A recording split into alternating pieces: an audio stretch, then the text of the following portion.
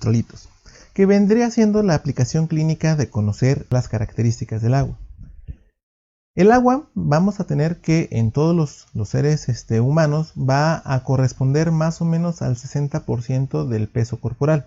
Esto especialmente si hablamos de los adultos, pero esta proporción puede variar de acuerdo a la edad y a los tejidos.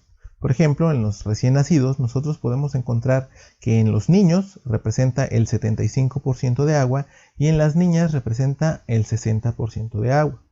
Conforme la edad va avanzando y nosotros nos vamos haciendo cada vez más viejos, pues al cuerpo le cuesta más trabajo mantener la misma cantidad de hidratación. Entonces, por ejemplo, cuando tenemos 25 años, pues la proporción va cambiando. Los hombres tienen 50% de agua y las mujeres tienen 55% de agua.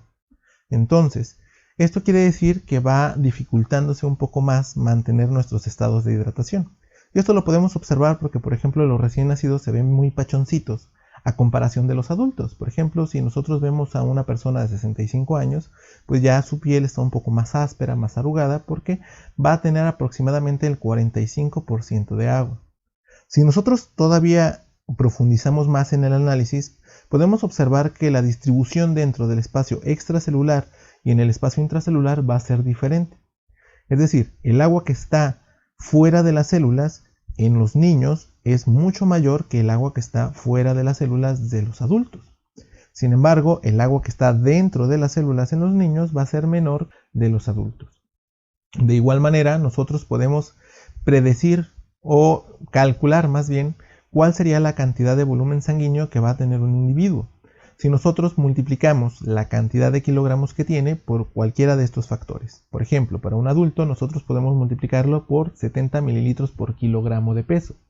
Esto quiere decir que si tenemos un adulto de 70 kilogramos, pues vamos a tener que 70 por 70 nos va a dar 4.900, es decir, va a tener 4.9 litros de sangre total. La distribución del agua también es diferente en los tejidos. Nosotros vamos a tener tejidos como el cerebro, los pulmones, el corazón, que tienen una gran cantidad de agua, llegando hasta el 85%, por ejemplo, en el cerebro. Pero va a haber otros tejidos que la proporción de agua va a ser muchísimo menor, como en los huesos, en los dientes y en el tejido adiposo. En este último solamente alcanza el 10% del peso. Entonces, ¿por qué es importante hablar de cuánta cantidad de agua tenemos? El agua va a ayudar a que los tejidos funcionen de manera adecuada. Entonces, nosotros tenemos que analizar dónde se encuentra esta agua.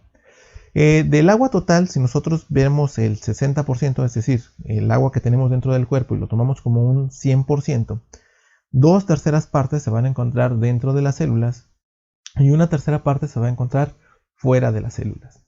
Esta agua que está fuera de las células todavía la podemos clasificar como el líquido intersticial, que es el que se encuentra entre los tejidos, el líquido linfático que se encuentra en el sistema linfático, el plasma, que es la parte líquida de la sangre, y los líquidos transcelulares, que estos se encuentran en compartimentos especialmente diseñados para su almacenaje, como el líquido gastrointestinal, que se encuentra en el estómago, la orina, que se encuentra almacenada en la vejiga, y el líquido cefalorraquídeo, que se encuentra rodeando el sistema nervioso central.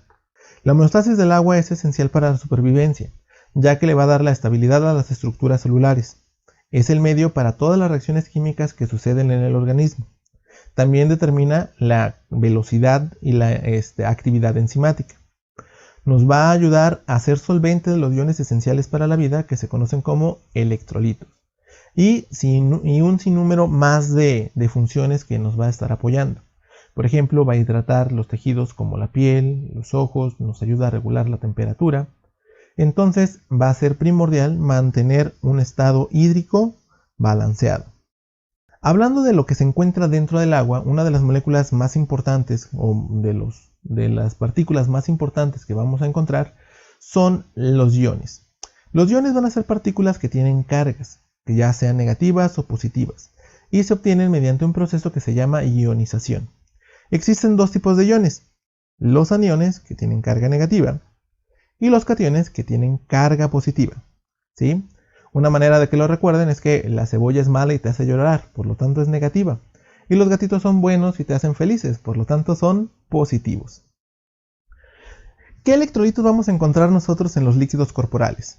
Bueno, pues dentro de los aniones tenemos las proteínas, el cloruro, el bicarbonato, el sulfato, los fosfatos.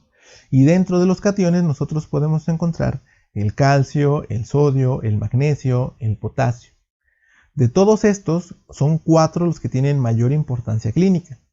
Va a ser el cloruro, el bicarbonato, el sodio y el potasio. Del cloruro tenemos 100 milimoles por litro, mientras que del sodio tenemos 140, que son los más abundantes. Luego tenemos el bicarbonato, que tiene 25 milimoles por litro, y el potasio, que tiene 4 milimoles por litro. Estos electrolitos se van a distribuir de manera diferencial tanto en el líquido extracelular como en el líquido intracelular. Esto se debe a que van a cumplir funciones importantes en cualquiera de estos dos compartimentos. Por ejemplo, nosotros tenemos que fuera de las células, en el plasma, tenemos una mayor concentración de sodio y una mayor concentración de cloro. Más o menos una concentración de bicarbonato y muy poca concentración de potasio, calcio y magnesio. Sin embargo, si nosotros lo comparamos con el líquido intracelular, en el líquido intracelular tenemos casi nada de sodio, casi nada de cloro, bicarbonato más o menos tenemos la mitad de lo que encontrábamos en el plasma, pero de potasio tenemos una concentración muchísimo mayor, llegando casi a los 120 milimoles por litro. ¿Qué quiere decir? Que nosotros vamos a tener que mantener el equilibrio de las moléculas dentro y fuera de las células. Nosotros vamos a tener varios mecanismos que nos van a ayudar. Entre ellos tenemos los movimientos pasivos, es decir, los movimientos de algunos iones a través de algunas membranas de manera sin uso de energía. Y tenemos también transporte activo.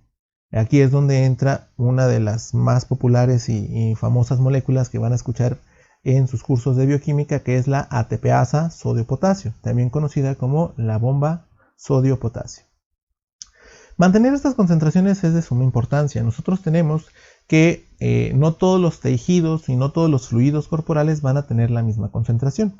Por ejemplo, tenemos el plasma, que son los valores que vimos ahorita de referencia, pero podemos ver otros líquidos, por ejemplo el jugo gástrico, el líquido del intestino delgado, las heces en casos de diarrea. Si nosotros comparamos con el sudor, tenemos una pequeña concentración de sodio, tenemos un poco más del doble de la concentración de potasio y tenemos muy poco cloro. ¿Qué quiere decir esto? Bueno, si nosotros vemos algunos casos clínicos o alguna aplicación clínica de estas diferencias, pues por ejemplo tenemos los pacientes que tienen una sudoración excesiva, ya sea una persona que tiene una sudoración por fiebre o los deportistas que se ponen a hacer una actividad física extenuante y comienzan a sudar de manera excesiva.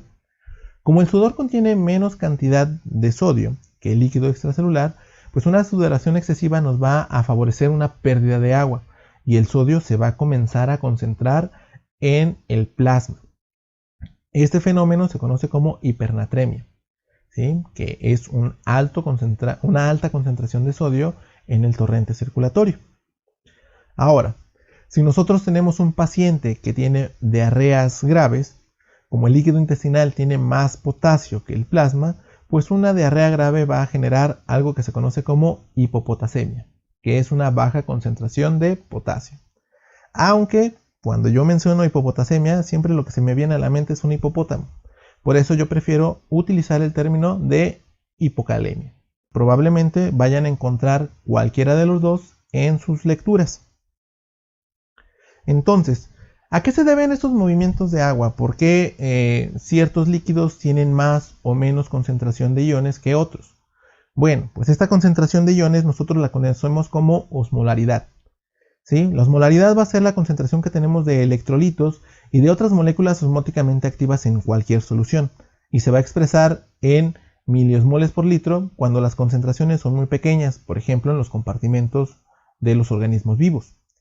Un ejemplo de esto es el plasma, que el plasma va a tener una concentración de 300 miliosmoles por litro. Saber la osmolaridad de los fluidos corporales es importante porque fenómenos como la ósmosis dependen de la osmolaridad.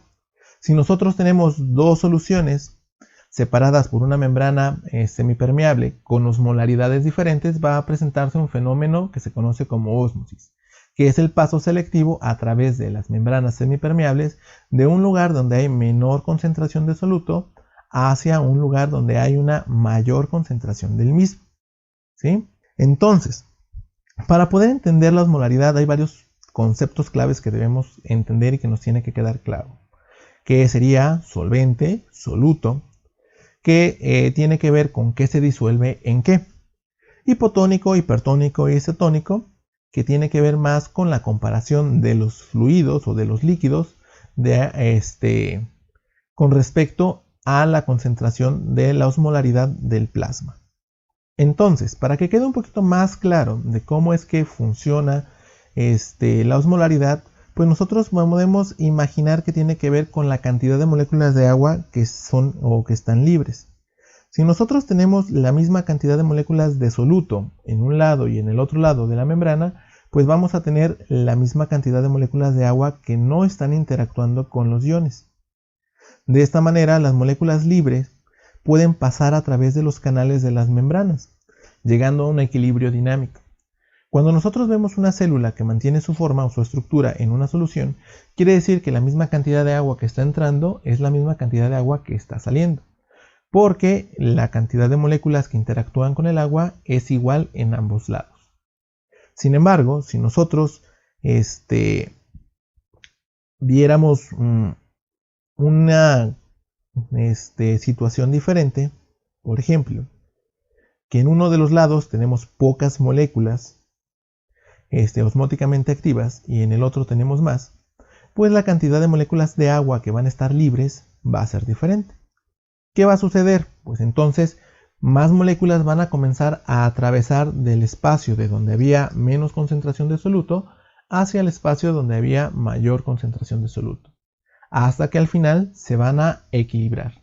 De esta manera, pues llegamos de nuevo a un equilibrio dinámico, donde al final del proceso de ósmosis, cuando se equilibra o cuando se estabiliza, vamos a tener la misma cantidad de moléculas de agua libres en ambos lados. Esto es importante porque debido a la osmolaridad y el proceso de la ósmosis, nosotros vamos a tener que el agua se va a distribuir en los tejidos. Por ejemplo, nosotros podemos tener que pueden existir aumentos en la osmolaridad en el líquido extracelular o disminución en la osmolaridad en el líquido extracelular, en casos como ya habíamos mencionado, en un caso de una sudoración excesiva o en un caso de una diarrea grave. Al moverse estas concentraciones, pues al final nosotros vamos a tener que la concentración de solutos va a ser diferente. El proceso de ósmosis va a comenzar. Si tenemos un aumento de la osmolaridad del líquido extracelular, pues el agua que está dentro de las células va a comenzar a salir. Si tenemos una disminución en el líquido extracelular, el agua que está afuera va a comenzar a entrar. Esto hasta que lleguemos a un nuevo equilibrio, provocando una deshidratación celular cuando la osmolaridad del líquido extracelular es mayor, o un edema celular cuando la osmolaridad del líquido extracelular es menor. Esto es de importancia porque pues, vamos a tener varios casos clínicos o varios pacientes que van a tener alteraciones en el equilibrio hídrico.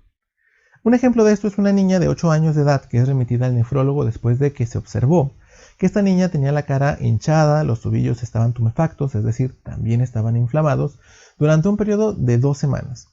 Se le realizó una prueba de orina de 24 horas y se encontró que la paciente presentaba una excreción de proteínas muy elevada, de 7 gramos por cada 24 horas, siendo el valor de referencia solamente de 0.15 gramos por día.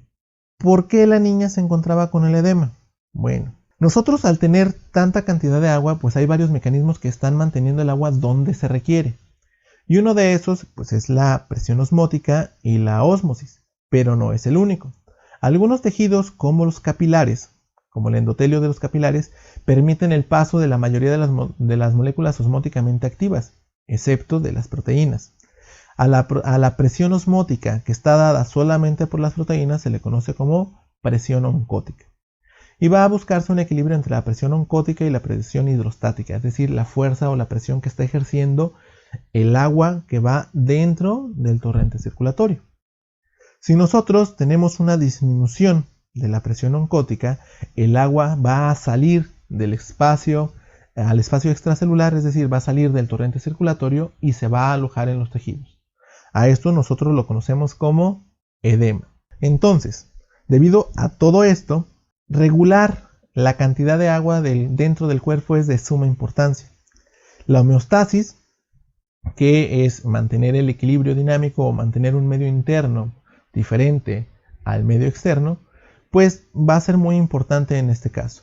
La ingesta de agua de una persona siempre va a ser igual a la pérdida. Es decir, que el agua que entra al cuerpo va a ser igual al agua que sale. Generalmente nosotros tenemos egresos de 2 litros. Más o menos 1.2 mililitros se van en forma de orina, 500 mililitros se evapora a través de los pulmones. Es por eso que cuando nosotros respiramos cerca de algún cristal, pues se ve la formación de vaho. O podemos perder hasta 100 mililitros por pérdida fecal. Si nosotros perdemos 2 litros, pues también tienen que ingresar al cuerpo 2 litros. Más o menos 1.2 litros entra a través de las bebidas, 500 mililitros vienen junto con los alimentos y 300 mililitros se conoce como agua metabólica, que es el agua que va a ser producto de las reacciones químicas propias del organismo.